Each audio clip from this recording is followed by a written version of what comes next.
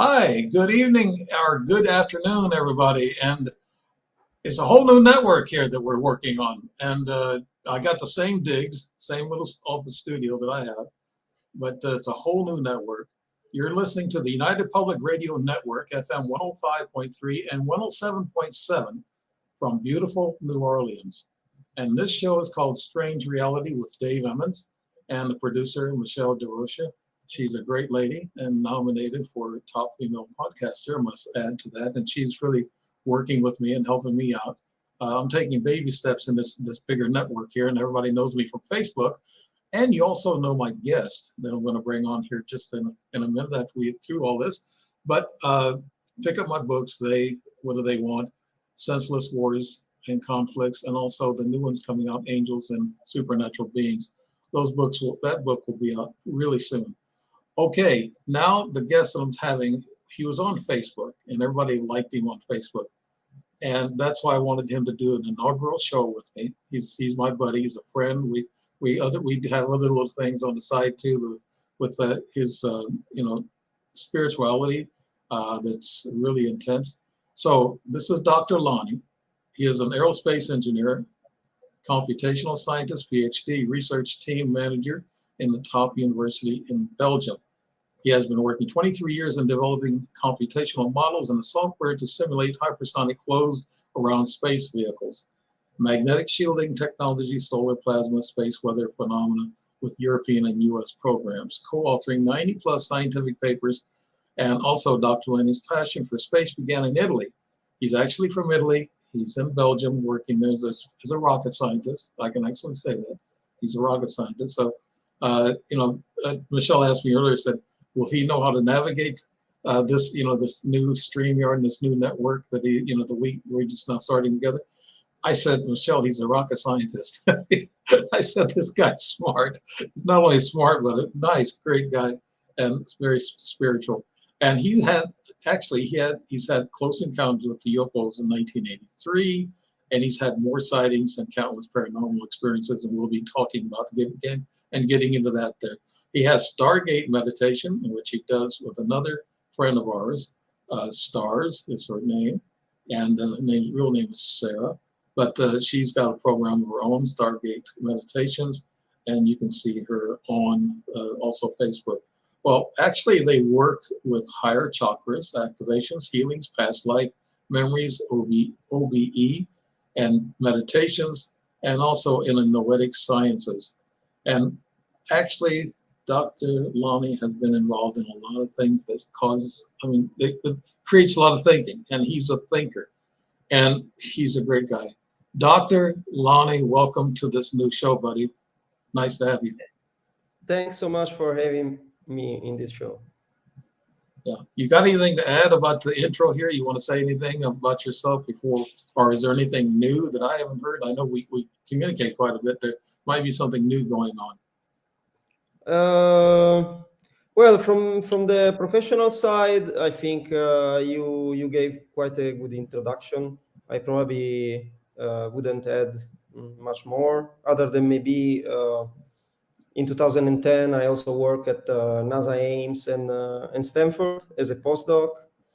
And then I came back to Belgium, and then now I'm working at university in the Center for Plasma Astrophysics in one of the top European universities. And some recent news is that I got the opportunity to write the foreword for a book of an Italian journalist.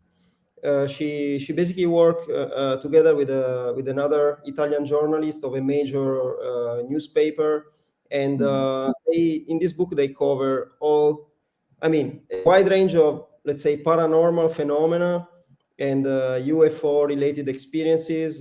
They speak about reincarnation, near-death experiences, abductions, contact with extraterrestrials, with spirits, and so on and so forth. So I got the chance to talk to her. She used to be, one of those making the news on TV on one of the main TV channels, and also she organizes an annual UFO Congress in Switzerland and I'll probably join the next one in October.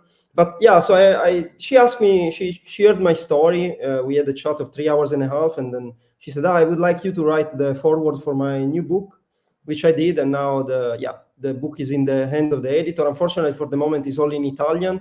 I hope it's so successful that then it can be translated, because it really covers a lot of the stuff that I have experienced myself. So okay, you open up a can of worms, Dr. Lani. I might ask you for a foreword in my new book.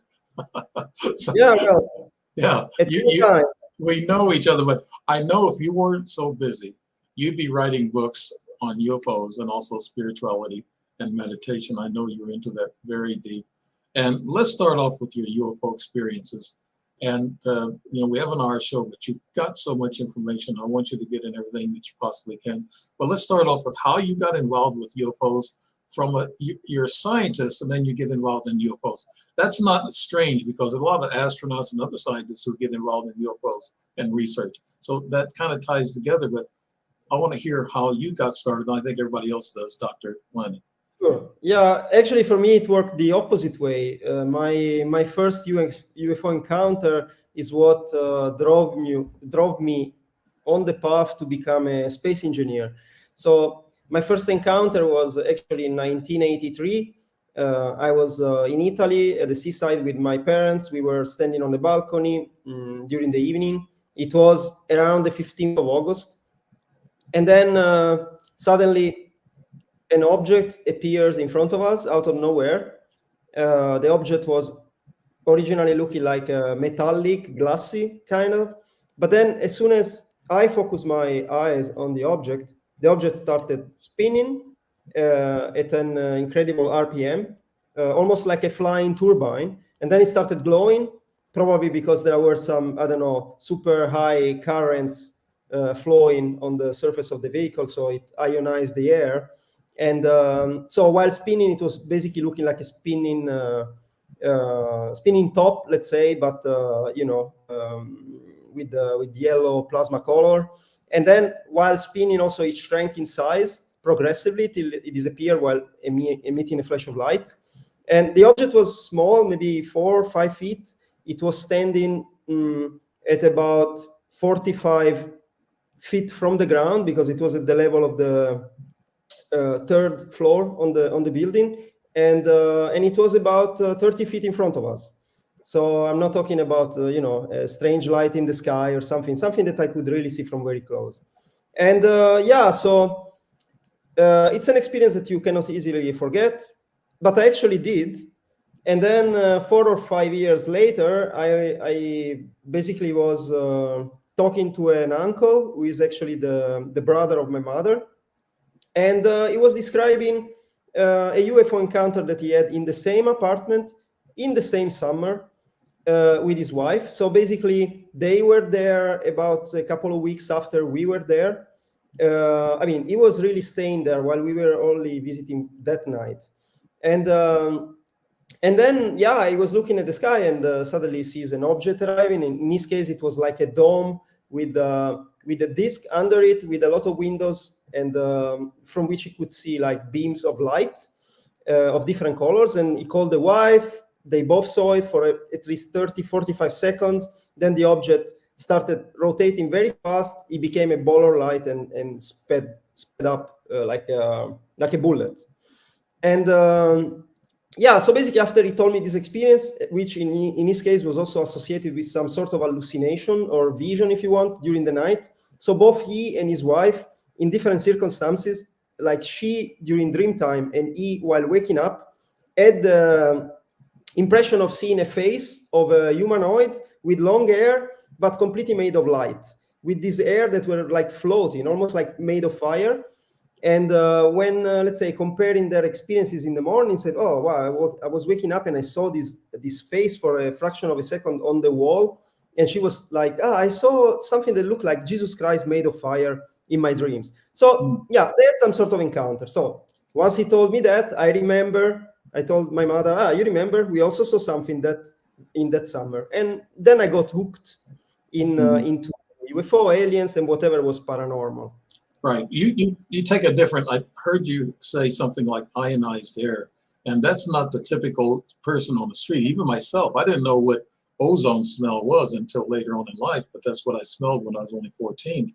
But I didn't know until later. But you're a scientist, so you make a couple of comments about your sightings that other people don't observe or feel. What was the ionized air all about, Dr. Lani? I mean, when you have high currents, they basically can trigger a chemical reaction in the air that separates the ions from the electrons, and also so basically the high current produces heating, and this heating is strong enough to create this ionization, or let's say dissociation of the air in ions and electrons. And does this it is have an odor? Does it have an odor to it, Dr. Lani? Does it what? Does it have an odor? Can you smell it?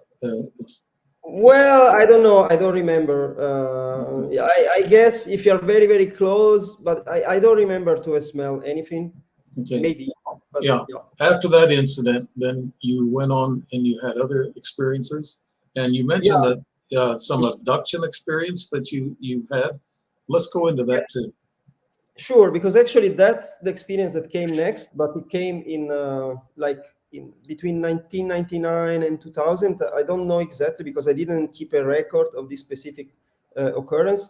But so I was during my last year of university, and for 3 nights, not in a row, but within a short period of time, maybe a few weeks, I always had the same experience. So I was waking up in the middle of the night, completely paralyzed. I was feeling almost like I was floating, and then I would feel this very intense vibration throughout all my body, almost if I was in the middle of a very high frequency, I don't know, shaking like for an earthquake. But my body was not moving; it was just internal, and also I was hearing a very high pitched sound in both my ears, almost like the drill of a dentist. But imagine that the drill of the dentist keeps on spinning and reaching higher and higher and higher frequencies. So I got in panic, and I started praying, and the experience immediately stopped. The second time, I didn't have any idea what was that. So the second time, same reaction. I mean, let's say the experience was so intense that it was really difficult not to get scared. But after the second experience, I actually started researching a bit on internet. It was not as powerful as now, but I could find some information about people saying that when their astral body was detaching from the physical body, they would feel a similar, like a high-pitched sound and vibration. I also found somebody talking about abductions, but in the case of abductions, everybody was saying they were seeing beings, and I didn't see anything. I was like completely just feeling something very, very weird. It happened again. This time I tried not to panic and hoping to control the experience and maybe see where I could get, but the experience stopped. And then, later on in 2005, 2006, I was already in Belgium, and I got again the same experience. And again, this time I try not to panic, and I try to control it somehow. Say, okay, let's see. I don't do anything. Let's see how far it gets. But it stopped almost immediately. But I didn't really know what happened, and I didn't think too much about it. Then, since you study consciousness and spirituality, and you get into the meditation Stargate thing, I learned a lot from you about that stuff. But we need to make those connections. You're saying that some of these people saw some being and you didn't. Do they implant or send these subliminal messages through our consciousness to show what they are, or who they are, Dr. Lani? Well, I'm not 100% sure, but I think, I mean, basically you have some people who are probably abducted really in the physical plane. So and some other people, for some other people, maybe they just take like the energy or astral body and they do something with it. So they have this kind of ability. So when you see something, you never can say, unless you can touch it, you can never say if it's a real, I don't know, entity, or if it's just a holographic projection that they project in your mind. So, but of course, there are people who had experiences in which they were touched by this being. There were, I don't know, object inserted or implants inserted. So that was not my case. At least I have no memory of that. And yeah, it was not that traumatic. Now, we speak of consciousness, Dr. Lani, and you know a lot about that. And they say you have to have your consciousness at a high level to communicate with these beings or these dimensional beings. Could you explain to us about that, how the consciousness connects with the other beings? Yeah, so for what I understand, basically, each of us works a bit like an antenna, constantly broadcasting and receiving some signals at certain frequencies. Each emotion that you feel is associated to some vibrations. Of course, you know, if you are in a state of joy, in a state of gratitude, love, unconditional love, and so on, you are vibrating higher, so to speak. While if you are in depression, in fear, in, I don't know, feeling anger or jealousy, you are at a lower vibration.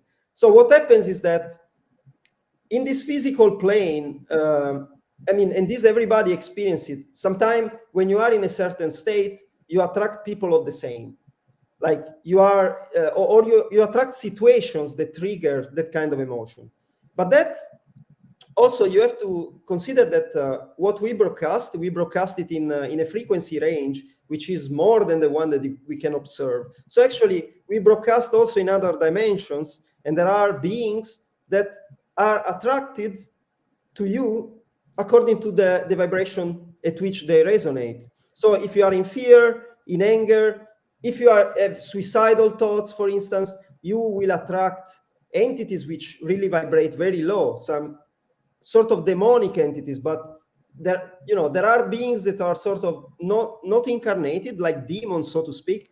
But there are also entities which are incarnated, but whose body is actually vibrating at different frequencies than ours.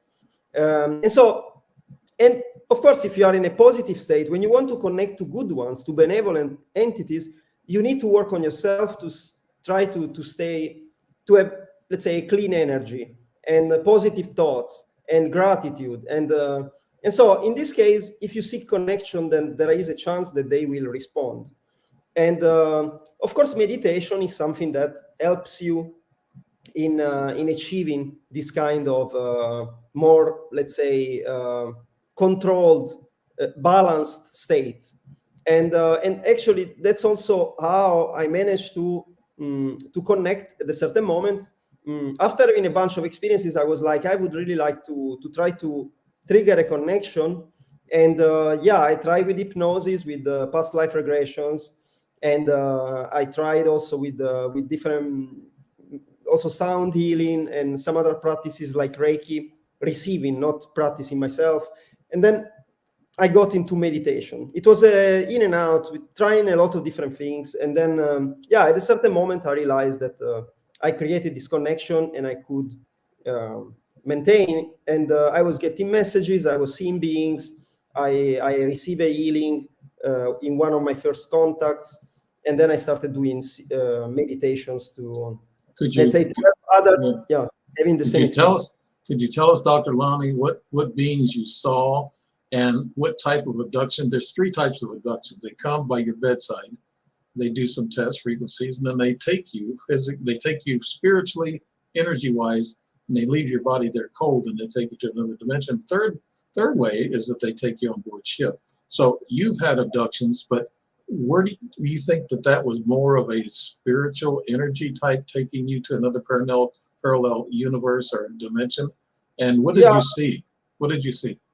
Okay, so the thing is that I got some other experiences, like I had some other UFO encounter that I basically triggered by asking for a contact in my head, and it manifested within a few minutes from that.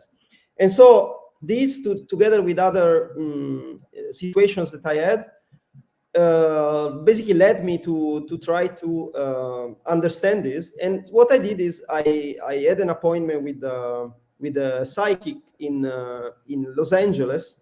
I was following this psychic who is called Elizabeth April, She does. She basically reads your Akashic records, so she sees past lives and other things. She reads your energy field.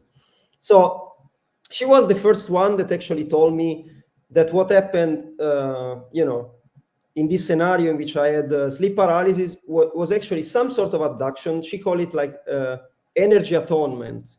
And so basically my astral body was taken somewhere and they were energizing it. They were upgrading the DNA for something that would come later on. But at the time, she couldn't tell me who did it. Actually, this information came to me later on. Once I was already able to connect on my own and I had already contacts, I did another session with another YouTube lady that I was following, that I felt that she could give me some interesting information. And actually, one of the things that she told me, even if I didn't tell anything about my abduction experiences, she said, you have been abducted by Arcturians since you were a child.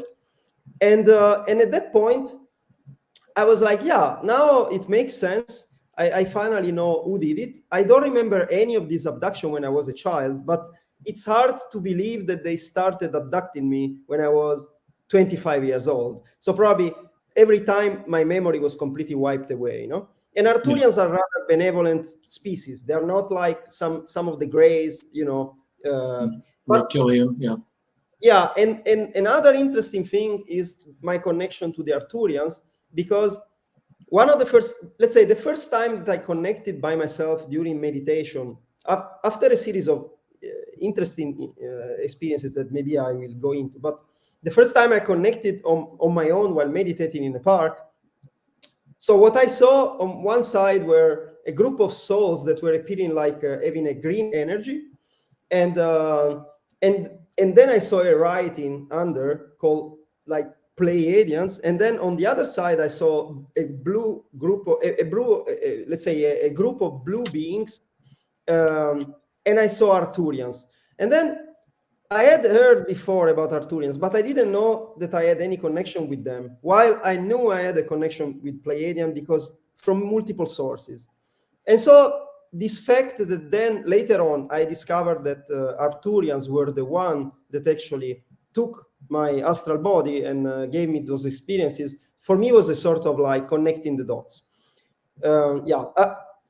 But what was your physiological symptoms? I mean, I was frozen 6 times in 6 years, and I was just deeply frozen. I didn't know anything. So when they take your energy, since you're a scientist, you might be able to answer. You have answered some things for me, and since you know about this, that when they take your energy and your spirit, your body will go cold for a while, wouldn't it, Dr. Lani? I don't know. I cannot really give an answer about that. I didn't feel cold. In my case, it was just a strong vibration, but I couldn't move I couldn't move a finger, and I couldn't open my eyes. I cannot really know. But one thing that I know is that I was not supposed to wake up in the middle of this operation. So that's also why every time that I was trying to stay in the experience, it would end. Because it's not that I was knocked out, and then the experience would continue. I would just be able to open my eyes after, So, and this is a message that came also in other ways. So, Okay, yeah, I think they also are invisible. So they don't want you to see them when they're invisible and they're around you. But then they do wipe your memory. And I imagine you have a lot more memory than what you, and myself, I know there's a lot of things I'd like to pull forward, from my subconscious and bring it up so I know what happened. But I've had some of these dreams, and I know you've had dreams too, and they actually take you into other dimensions, other locations, and actually make you feel like you're flying. And these are kind of like lucid dreams that will actually replay a lot of what happens. Have you had a lot of those lucid dreams, Dr. Lani?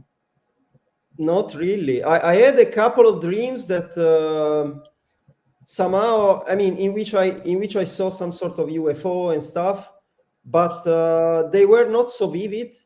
But every time I was waking up from these dreams, I was anyway feeling like, I would have liked to go back. That's the feeling that I had. But no, I never found myself being in a dream and realizing that it was in a dream and be able to control it. I know that some people do it very easily, but I'm not able to do it, or for some reason. So yeah. Yeah, they probably, what they do, they're still tweaking us. After some scientists say 350 million years of human, we've been recycled and go into reincarnation. That's where you get your past life experiences. And then they say, well, we were evolved, from, or made up in a lab from extraterrestrials, Anunnaki 60,000 years ago or whatever. But they still come back and they tweak us a little bit. That's why there's certain implants. Implants are carbon-based. Some implants are frequency-based, and those are metal implants. The carbon-based ones, they melt when they bring them out in the air. But that's just to tweak our DNA in our nervous system. What do you think about that? I mean, is there's something that you have an idea about past lives and reincarnation and ETs? Can you put that all together in one paragraph or sentence, Dr. Lani? Well, let's say I agree on the fact that there has been intervention, and not just by the Anunnaki or reptilian, but by many races. And even those who investigate and did this kind of, let's say, intervention, they cannot really find an agreement on how many races. Some say 12, some say 22, or so on. So I'm not even trying to debate on that. I know, for instance, that some races like Pleiadians, Arcturians, Sirians, Andromedans, Orion beings, and Anunnaki reptilians, they are all involved. But there are more, definitely more than those. And as far as past life regression, or past lives, let's say, so for what I understood, and for me, it's not just a belief. I know it, but then you take it the way you want. Basically, some of us come from other places and have signed up to basically spend a certain number of their lives on planet Earth. Some have really got stuck in a loop inside this planet, almost like a prison planet. But some other, like me, for instance, I had the possibility sometime to get out of this cycle, go back to the stars in other star systems, like the Pleiadians, for instance, to clean up my soul from karma that I had accumulated or trauma or something, and then get back into the business. So some call these souls star seeds. Dolores Cannon also has a book called 3 Waves of Volunteers in the New Earth, in which she describes some of the last waves of these volunteers. She speaks about 3 waves starting after the Second World War. These are the new souls that have been incarnating in this planet, but there are some that are more ancient, and they, let's say, contributed to shape history in the good and the bad. Like each of us basically has experienced polarity, like has been the one victimized, but also the victimizer, and so on. So basically, I've always been fascinated by reincarnation, but before really diving into it and try to have experiences like with hypnosis or with meditation, and also getting some validation of the information I was getting, I couldn't really grasp how much this is fundamental for actually understanding the whole human experience, not just in relation with the extraterrestrials or cosmic beings, but just to understand the meaning of life and life after death and everything. So yeah, that's one of the abilities that I got. Let's say, basically, when I meditate with the person, I get information about some of the most traumatic lives, the ones that are still, let's say, affecting their behavioral patterns or their health or emotions and stuff.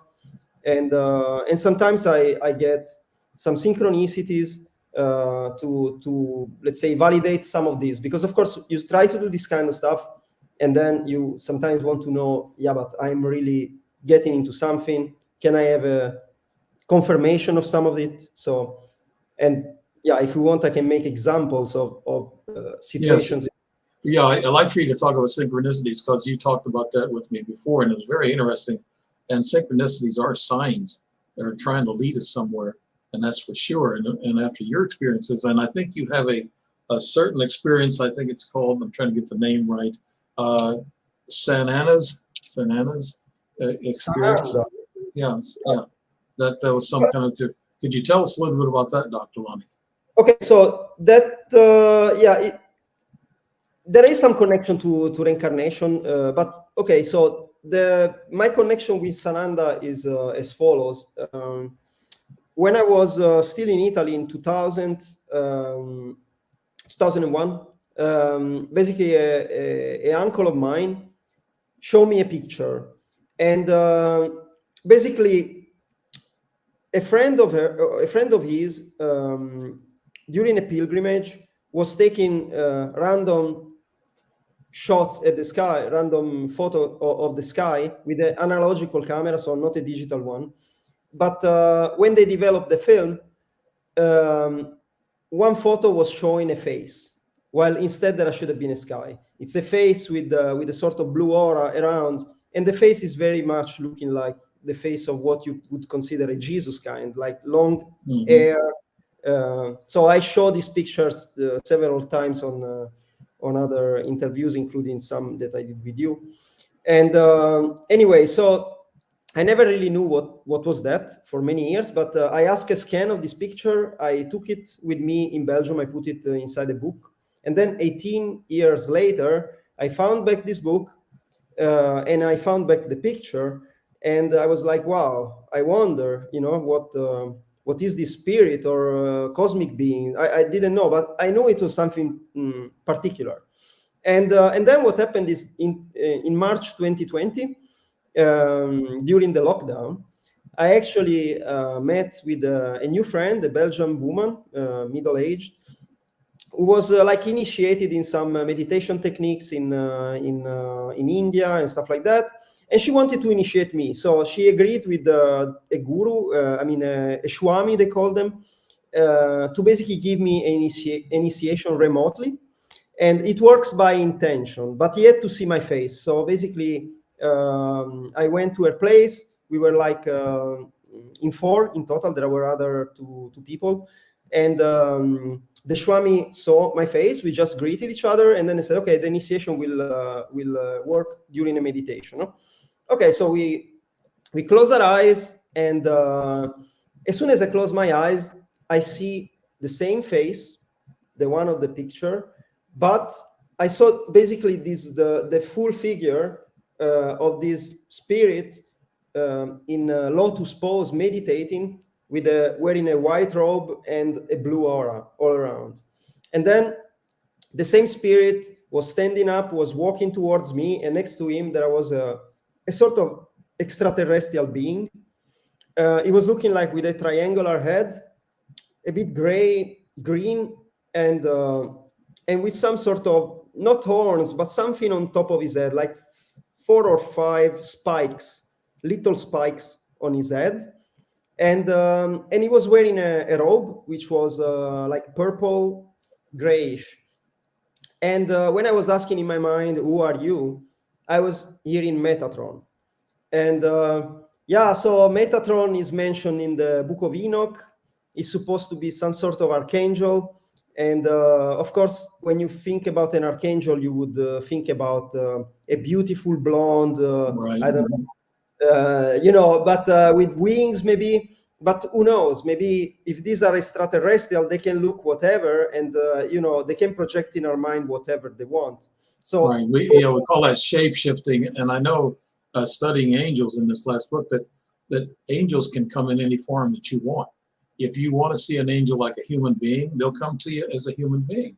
I've heard of stories like that. Or if you expect an ET to come to you in your bedroom, that's what you're going to see.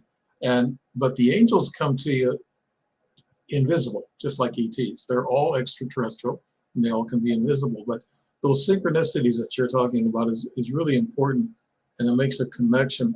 Why do you think that they're following you still to this day, Dr. Lani? Yeah, just one thing, because Okay, to close the story, the interesting thing that convinced me that my experience was actually like real is that the woman that was doing the initiation when she opened her eyes after the meditation, she told me that she saw the same spirit Sananda. That's how he introduced himself to her, not to me. Basically, she saw him dressed in purple with a purple robe, and she saw him basically walking down a crystal staircase that formed behind my back, and he went basically putting his hand on my shoulder and say, "This is my worker," to her. So when she told me that, it was kind of interesting. I said, "Okay, yeah, I also saw the same being. He was dressed in white, but Anyway, so yeah, why are they following me? So during some research, I figured out that Sananda is actually another, let's say, some consider Sananda like a sort of cosmic Christ or the ascended version of Jesus. And so there is a connection with Jesus, okay? And actually some connect Jesus and the so-called Christos race to Sirius B. So let's say that looking into my Akashic records by myself and also with other, let's say, assistants, I figured out that I'm connected to a lot of races, but also to Sirius. And in particular, I'm connected to the Christos race. I did past life regression under hypnosis, and I saw one life in which I was actually the cousin of Jesus. During the session, it was like, basically there is a guy called Joseph of Arimathea. The Catholic tradition associates Joseph of Arimathea to the person who actually took the body, Yes. the dead body of Jesus, and put it and wrap it in a shroud. And actually, this shroud is held in Turin, which is my birth town. And I actually saw this shroud in 2000 before going to Belgium, which is also the same period in which I got this picture, which is sort of interesting, Yeah, so basically, I was one of the sons of Joseph of Arimathea in that life. Dolores Cannon closes a little bit the story, because in past life regression, as she described in a book called Jesus and the Scenes, she figured out that actually Joseph of Arimathea was the uncle of Jesus, was the brother of Mother Mary, and he was a rich man who was trading with his fleet all over the known world, and would take the young Jesus to learn from different masters, like in India, in Egypt, and even among Druids. So once I figured out that I had this connection, and actually after I had this experience in this initiation to this Shakti path meditation with my friend, I started having the weirdest experiences. Within three days, in another shamanic sound healing session, I had my arms getting paralyzed, and I felt a huge energy and my eyelids flickering. I saw some sort of portal opening. Again, I saw Sananda, and then I saw other beings. Some beings that I had seen during a past life regression, and some new one, like a mantis, for instance, and a bunch of spirit guides. That's what I thought they were. Right. After that, basically, my experience escalated. Yeah, so I guess all these beings that you mentioned, Turians, Pleiadians, and other beings, they all get along together? I mean, they're not warlike, Dr. Lani? Well, actually, even the guy, general of the Israel, ex-general of the Israeli forces called Haim Eshed, was also the founder of the space program in Israel, mentioned a galactic federation. And before him, there is this ex-minister of justice in Canada, Paul Hellyer, who also spoke about the Galactic Federation. So there are galactic councils that basically are supposed to keep harmony in different parts of the universe. And there is not just one, there are different ones, even in our solar system. And so, yeah, some of the contacts that I and other people that I know have is with representatives of these federations. And let's say, I know that some of these races, most of the races actually want to keep harmony and peace, and they're just observing us since humanity started, basically. Right. And their policy is non-intervention, because this is one of the rules of the universe, is basically to respect the free will of living creatures, living beings. And that's basically what separates, what distinguishes, let's say, negatively polarized beings with positively polarized beings. The negatively polarized beings, they try to trigger you. They try to manipulate your perception in such a way that you follow their agenda and not without exercising your free will. The good ones, they're just watching you, and sometimes they give you signs to try to keep you on your path if you tend to deviate too much. But even if you deviate from what is your original mission, or so to speak, they will never really completely try to stop you. They always give the final word to you. While beings like reptilians, for instance, or also some Orion beings, they are much more, they intervene in such a way that they can manipulate you to do what they want. And they can do it in different ways, both in the physical and in the astral. They can manipulate your dreams and so on. So they can also, using implants, they can modify your emotions. They can keep you in really some sort of mental loop, always low emotion. Let me ask you these questions. Dr. David Jacobs, always mention him, always drop his name. Great guy. I mean, he's done a lot of research. He says that ETs, or hybrids, they walk amongst us. I've met some strange people. They talk to me and then they're gone, and then they talk to you, and then when you start getting close to who they might be, they kind of back away. Are these strange people? Are they really hybrids that are walking amongst us? And the other thing too, I heard that there's 4 species, like you're talking about, the reptilians, maybe the tall grays, the mantis, and there's humanoid ETs that are here on Earth. They said those 4, they're underground, they live underground, and they do the evil workings of corruption, evil, I guess, feelings. They spread throughout the planet. And these are the ones that we are fighting against, which you said is good versus evil. And the evil ones are here on Earth. Do you agree with that, or can you add anything into that, Dr. Lani? I know it's a lot to unpack, but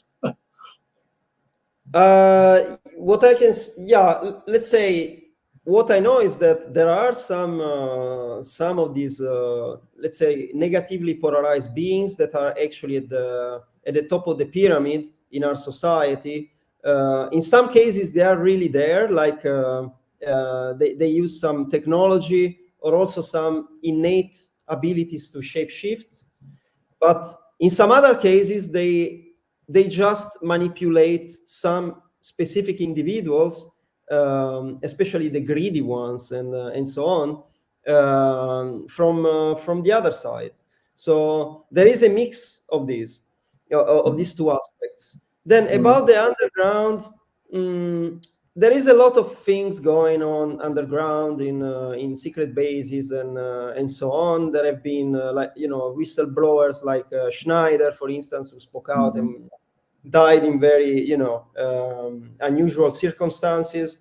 So nobody, I think, really nobody that has spoken out really know the depth of of the situation. But yeah, there is a lot going on, and I try to focus on the good ones because these are they try to improve my life and the life of the people they connect to.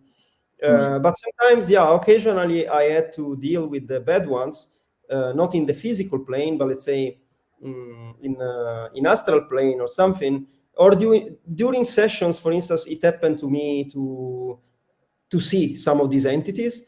And before certain missions, let's say, sometimes I'm asked to do certain things, sometimes alone, sometimes with other people. And before some of these missions, I got attacked. And the attack is very interesting because it always triggers some physical issues to me. Like from one moment to another, I get a huge pain.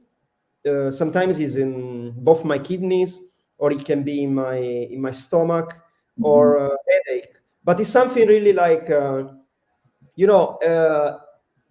something so sudden and so related to what I'm about to do that it's really not just a simple physical issue. So, and actually what I do normally is I go lying down, I close my eyes, I focus on my mind's eye, and I see the entity, and then I use some energetic practice to clean my field, and the pain disappears, if not immediately, within 2 or 3 minutes. I just wanted to add about this underground stuff. People have heard underground explosions, especially here in the States and the Canadian border. And they've actually are spending $500 million to train US troops to fight underground. So something is amiss. So we don't know what's going on. There's been a lot of secrecy. We've been, misled for years, and our history has been misleading us. But to get into, I guess, the start of all this, you talked about Enoch, and of course, Enoch. You have, a lot of different people who back then lived to be 1,000 years old. I think they were extraterrestrial to start with. Noah, was probably an extraterrestrial, but they were the good ones, like you're saying. You feel the same way, Dr. Lani? Yeah, definitely. If they weren't extraterrestrial, they were definitely in contact with the extraterrestrial. But let's say, especially the Old Testament is whenever they refer to Elohim or some of these, or God or whatever, it's always actually some sort of extraterrestrial. Like there is one guy who is called Mauro Biglino, who used to be a translator for the Vatican, and is an expert. I mean, is an expert of ancient Hebrew, and he reads the original texts, and so it tells this aspect. He reveals this in great detail. But some like him look at the Bible and see everything negative. All this interaction with ETs seems to be with some race which want to, let's say, control humanity and stuff like that.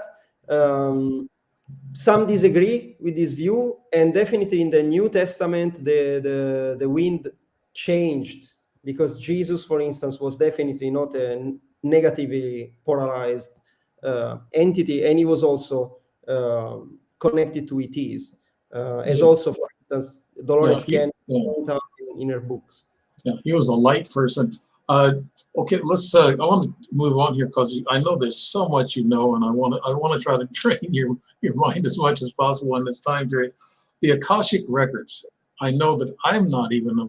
You've explained it to me once or twice, but could you tell everybody what's the Akashic records all about and how far back does it go, Dr. Lani? Well, the Akashic records is an energy field that stores the history of consciousness in the universe, and basically every thought, every action, every idea of every living individual in the universe, in all dimensions, in all timelines, is stored in this field. In the book, they refer to it as the book of in the Bible, they refer to it as the book of life. Plato, the famous philosopher, spoke about the world of ideas that he called hyperoranium. So it's all the same concept. So think about the cosmic version of internet, which basically you can access not through a browser, but through your own consciousness, through spiritual tools like meditation, hypnosis. You can use a pendulum and ask questions, yes or no.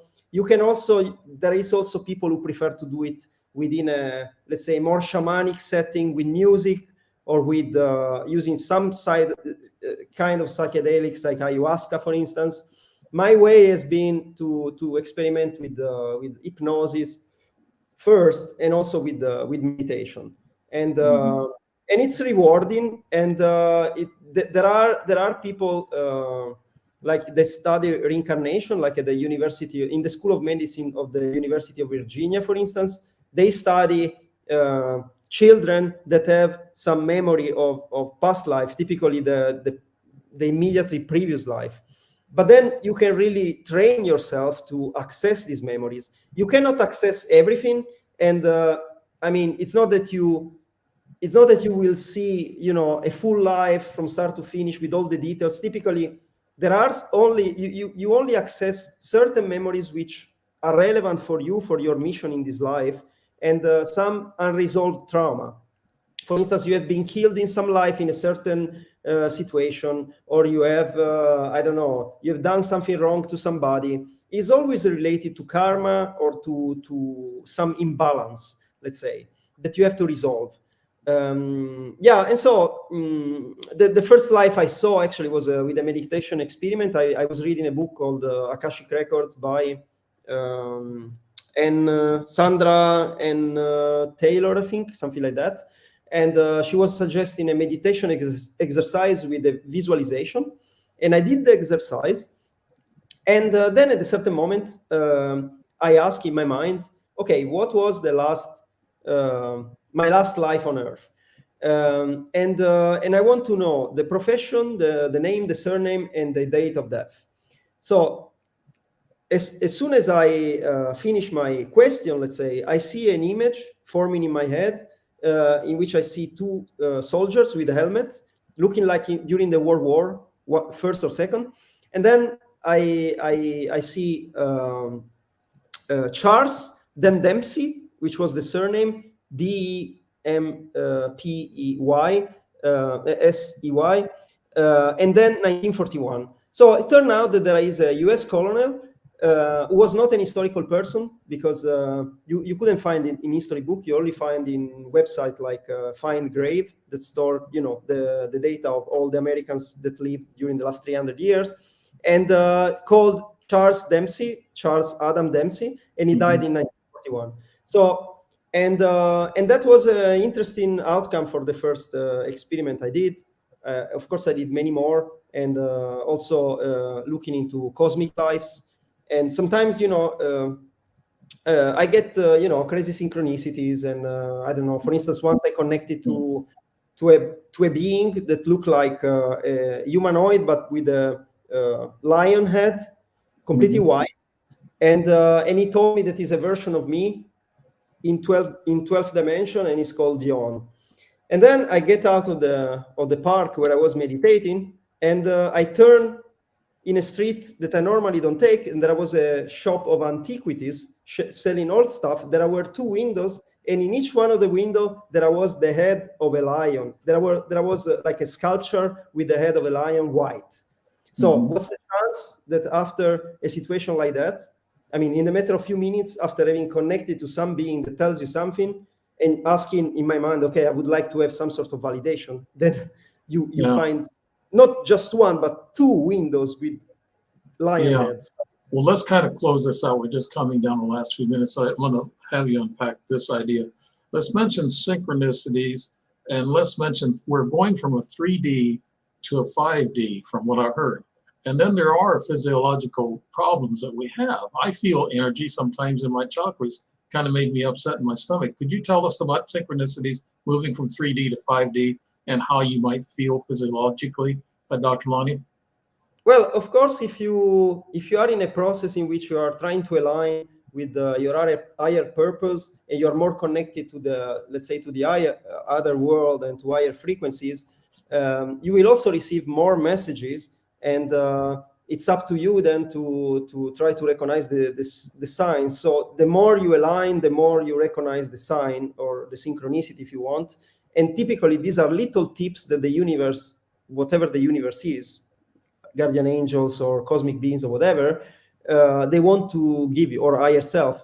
So they just give you some suggestion to go in certain direction, or not to go in certain direction, or, you know, or to meet a person or something like that. And yeah, so it's all about you know, realigning with your soul purpose, and keeping your vibration high. So you know, you stay clean, you eat clean, possibly as vegan as possible. I know that many will disagree.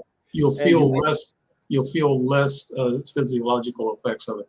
Okay, we're going to be closing the show out, Dr. Lani. I knew this was going to go fast, and you have so much to tell us.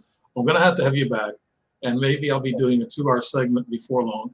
And so we will get in a lot of material.